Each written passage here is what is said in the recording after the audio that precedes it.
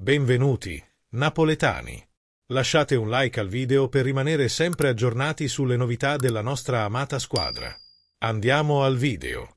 Nel suo consueto editoriale per Radio CRC, Umberto Chiariello ha analizzato la partita successiva a Bosnia-Italia che ha sancito l'eliminazione degli azzurri di Gattuso dai mondiali. Non mi piace fare il profeta, per niente, perché volevo davvero arrivare in nazionale e ai mondiali. Mi aspettavo che fosse difficile, ma pensavo che alla fine, anche ai rigori, ce l'avremmo fatta.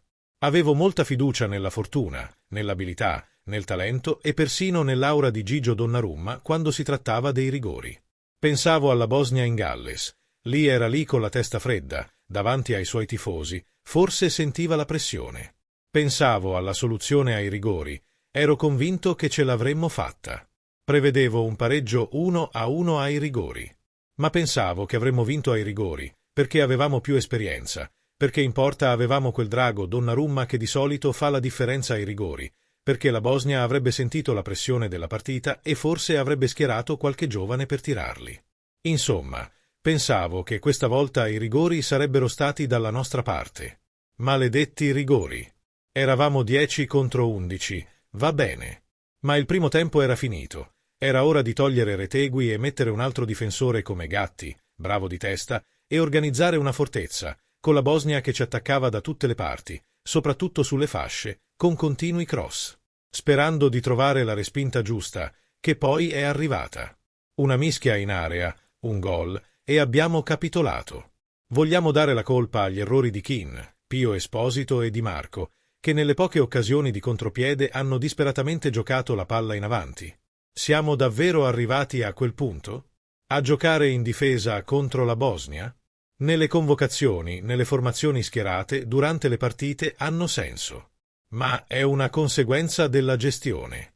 Se scegli Gattuso, devi aspettarti che si tiri indietro nei momenti difficili. Gattuso è stato un centrocampista straordinario e generoso, ma può essere il leader tecnico? Questa è la domanda. Perché convocare Gattuso? Perché vedere Bonucci, Buffon e Gattuso in panchina? Avrei preferito un vero allenatore, come Mancini, con Vialli al suo fianco. Siamo stati eliminati con la Bosnia dopo la Macedonia. E Gravina è ancora lì. Ma com'è possibile? La sua gestione è disastrosa. È stato eletto con una percentuale altissima perché non dà fastidio a nessuno. Dobbiamo ricominciare da zero. Perché Ancelotti allena all'estero e non la nazionale? Perché Ranieri si rifiuta? Perché siamo caduti così in basso? Tutto il movimento ne sta pagando le conseguenze. Ieri l'Italia è stata il riflesso del sistema calcistico italiano, un sistema codardo e debole. Non siamo cattivi, siamo gestiti male. Nel frattempo, un'intera generazione non ha mai visto l'Italia ai mondiali. Mi dispiace per i giocatori più giovani. Non sanno cosa significhi provare certe emozioni. Non hanno vissuto Italia-Germania, Italia-Brasile, Italia-Argentina, Italia-Francia.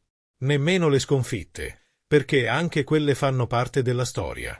E forse, quando torneremo, se torneremo, ai mondiali, saranno già adulti. Diranno, sì, li abbiamo visti in TV, ma non eravamo lì. E questo è il vero fallimento. L'esterno italiano Leonardo Spinazzola ha parlato a Sky Sport dopo l'eliminazione della nostra squadra per mano della Bosnia. È un incubo, è vero. Sono in nazionale da 9 anni e non ho ancora giocato un mondiale. È brutto per tutti, compresi noi, per il gruppo in cui eravamo. Anche oggi, con 10 giocatori. Avremmo potuto fare molto meglio. È una grande delusione. Come avreste potuto fare di più? Anche con 10 giocatori? Il calcio è una serie di episodi. Abbiamo avuto 3 occasioni per segnare, ma ora non serve a niente parlarne. È una grande delusione. Odio vedere i ragazzi piangere. Spero che la maledizione finisca ora e che possano giocare un altro mondiale. Ricominceresti da capo con Gattuso o bisognerebbe rinnovare tutto? L'allenatore è stata una sorpresa incredibile. Ho visto tutto ciò che serve a un allenatore e non credo che debba essere sostituito. Cosa ne pensano i tifosi del Napoli? Metti mi piace al video e iscriviti al canale. Forza Napoli per sempre!